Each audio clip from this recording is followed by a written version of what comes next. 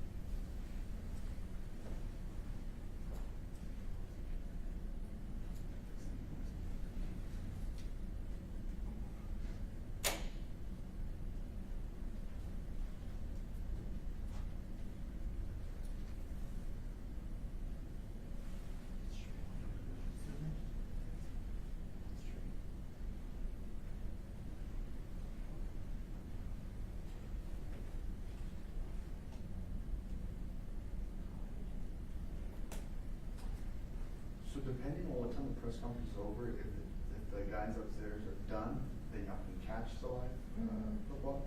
If not, then we'll just send you the video and we transfer them. These things, we don't know if they talk or not, so.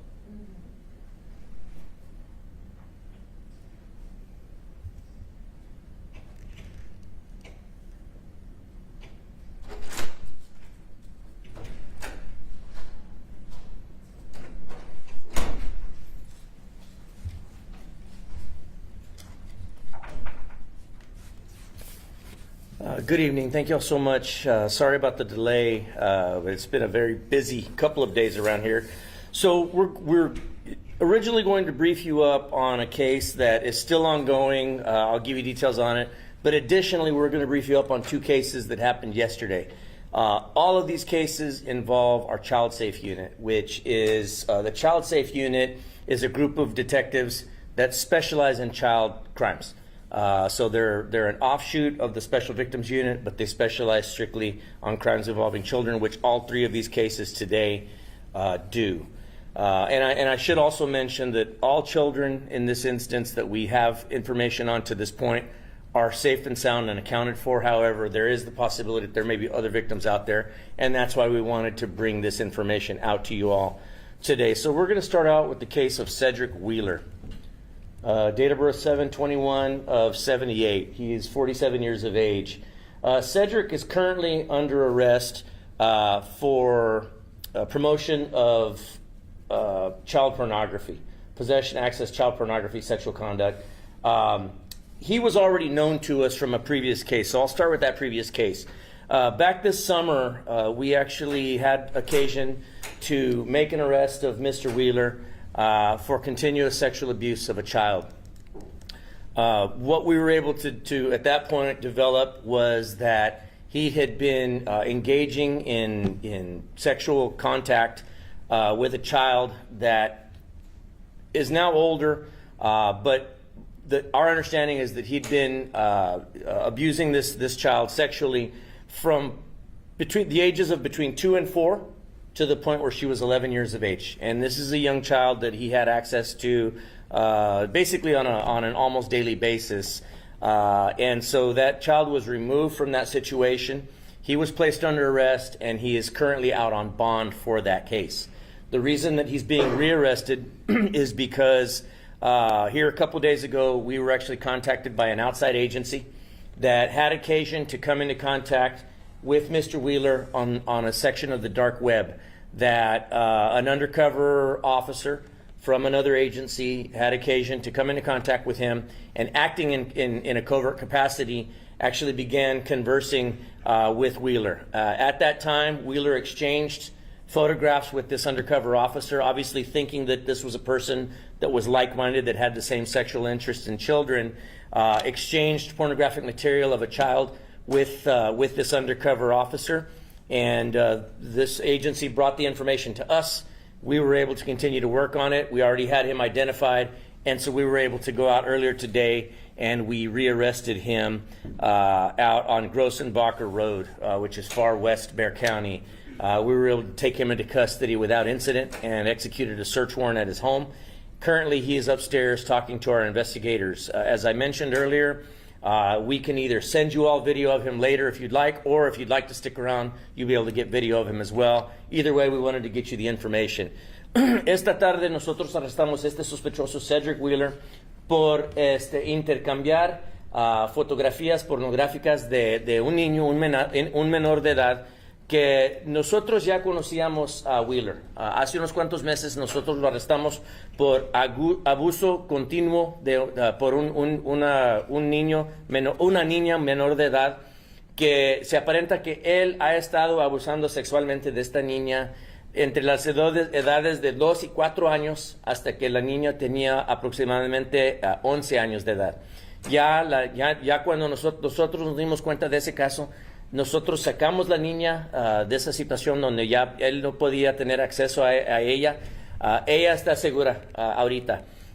Ya él lo arrestamos, se salió en fianza, pero ya hace unos cuantos días una agencia fuera de esta nos contactó que ellos tenían información que uno de sus oficiales de esa agencia estaban trabajando encubierto en el internet. Ellos tuvieron oportunidad de hablar con Wheeler, y el oficial, por medio de su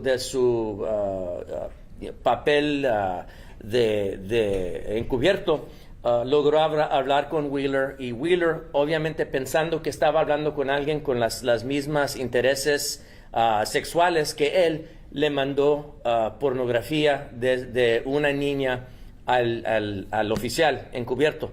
Ya nosotros con esa información, esta tarde nosotros ejecutamos una orden de arresto para Wheeler y también orden de cateo en su apartamento.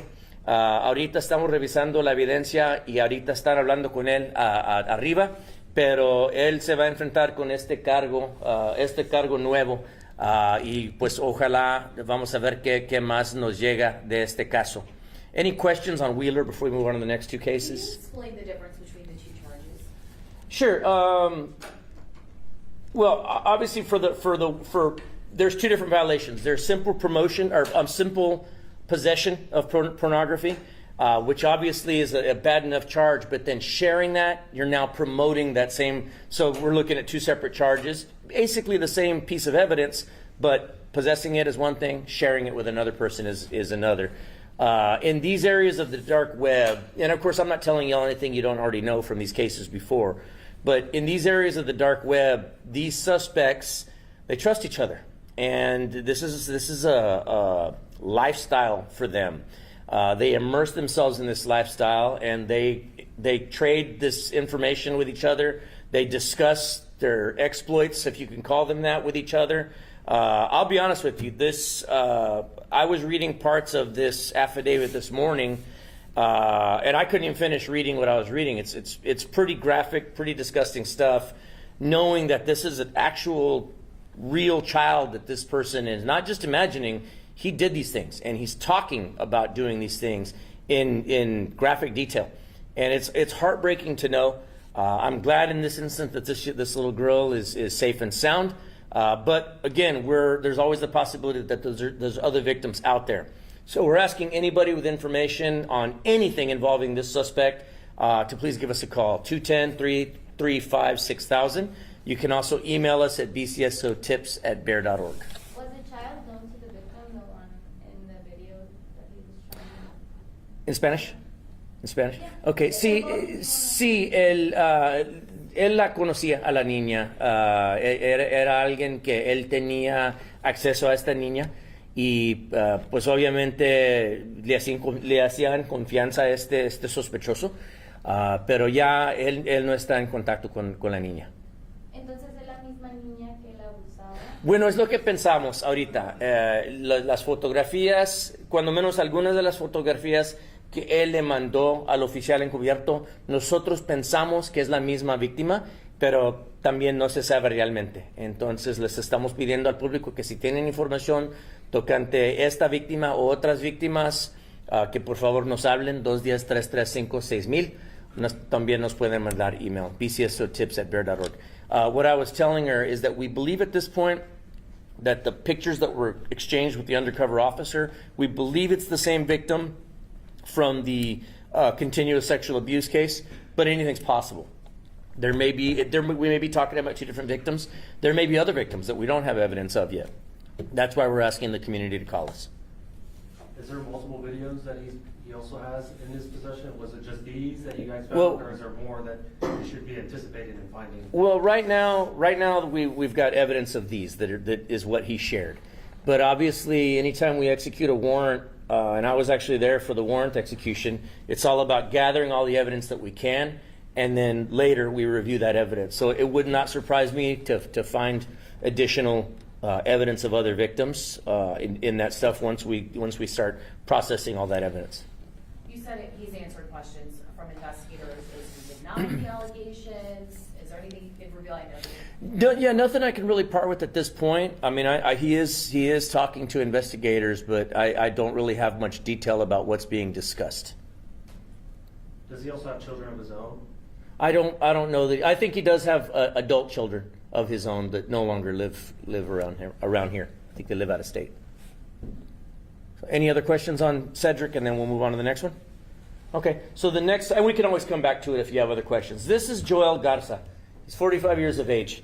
Earlier this week, a person known to Joel Garza had occasion to see his cellular phone.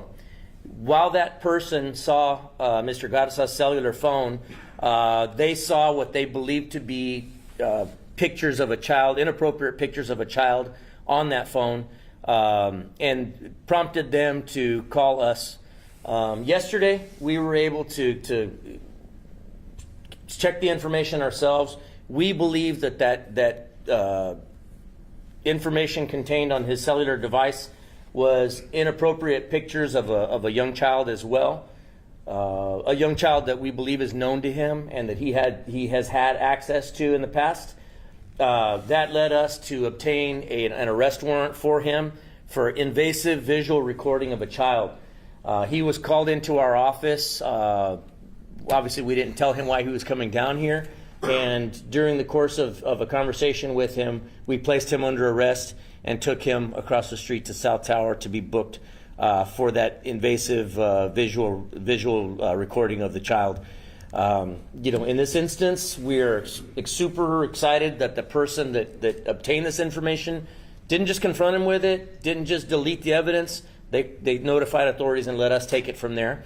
And obviously, we're well on our way to holding him accountable criminally for what he's done. That's probably most likely going to affect this child for the rest of their lives. Again, while at this point we just have information on that one child, it is possible there are other victims out there. Although we don't have evidence of that just yet, there may be other victims out there. So please, we'd like anybody to give us a call, 210-335-6000. You can also email us at bcsotips@bear.org. Ayer, Joel Garza fue arrestado por un caso de tomar video invasivo de una niña. Se aparenta que el día 9 de este mes, hace unos cuantos días, una persona conocida a Joel vio su teléfono celular de él y esta persona vio fotografías y video en su teléfono de él. Ya esa persona nos habló a nosotros logramos agarrar las fotografías, video, y nosotros preparamos una orden de arresto por el arresto de Joel. Ayer hablamos con él, le hablamos para acá, para nuestras oficinas. Ya hablando con él, lo pusimos bajo arresto por estos cargos y ya ahorita está en nuestra cárcel por ese cargo de tomar ese video invasivo de esa niña. Nosotros, aunque ahorita solamente tenemos evidencia de una víctima, también es posible que hay otras víctimas más allá. Entonces les pedimos al público que si tienen información de Joel Garza, que por favor nos hablen al 210-335-6000. Any other questions on Joel Garza before we move on to the third case? Okay. Well, as I mentioned, it's been a very busy day for our child safe. Matter of fact, the investigator that you just saw walking Joel Garza across the street is actually one of the same investigators that's upstairs talking to Wheeler. So this is a very active unit. They're very good at what they do, very well trained, very well equipped. But I can tell you right now, if I had 10 of them, they'd still be busy as can be. because of the workload that we have around here. So the last case that we'll be talking about tonight, this is Eduardo Terrones Mora. He's 57 years of age. Last night, late yesterday afternoon, probably right before 6 o'clock, we received a call out in West Bexar County for a report of a 12-year-old girl that was walking around a neighborhood in West Bexar County and saw a dark-colored car that appeared to be following her. She, at a certain point, saw that the person got out of the car. At that point, she was able to describe to us a person matching his description, got out of the car, began exposing his genitals to her, and trying to lure her into a home nearby. This young lady ran and told family members, who in turn called 911, and our deputies responded to the area. Very soon thereafter, our deputies and investigators were able to track him down. Perfect clothing description that this little girl gave us, and we were able to make the arrest and get the exact identification made on him. He was placed under arrest for indecency with a child by exposure, which is a felony 3 charge, and at present he is booked into the Bexar County Jail as well. Ayer nuestros oficiales de patrulla fueron despachados a una vecindad en el oeste del condado. Se aparenta que una niña de 12 años de edad estaba caminando por esta vecindad cuando un carro oscuro empezó a seguirla.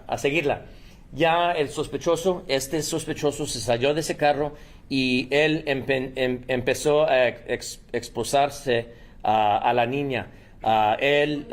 ¿Mande? Exponer a esta niña, dispense por favor.